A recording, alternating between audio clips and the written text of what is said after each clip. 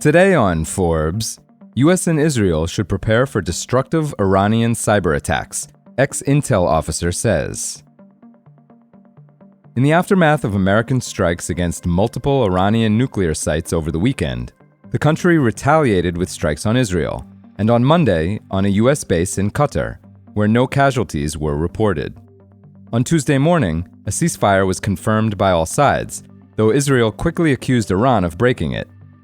But longer term, in lieu of a nuclear bomb or significant firepower in the face of U.S. and Israeli military might, Iran may turn to cyber attacks.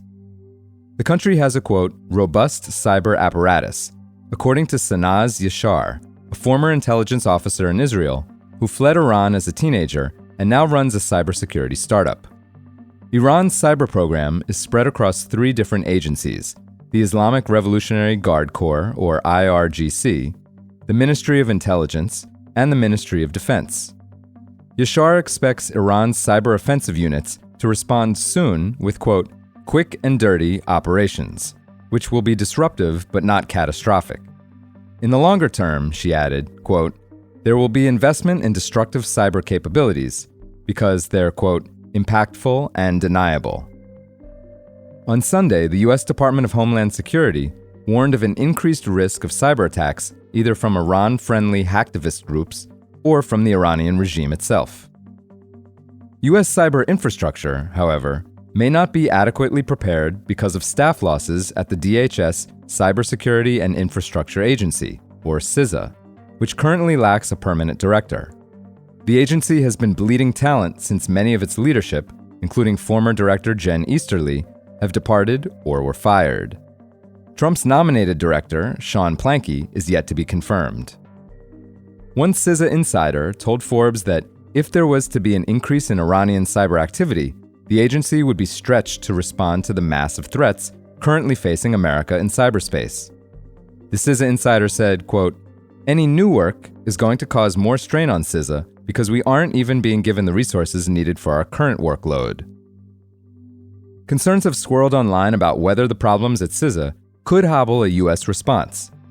Writing on Blue Sky, Jeff Moss, founder of the DEF CON Cyber Conference and a former member of the CISA Cybersecurity Advisory Council, wrote, quote, start scheduling backups and don't be surprised by cyber attacks from Iran or their supporters, right after dismantling CISA. Perfect timing.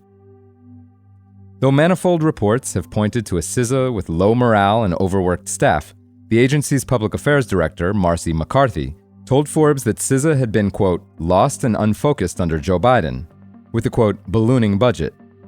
Now, McCarthy said, President Trump and Secretary for Homeland Security Kristi Noem are refocusing CISA.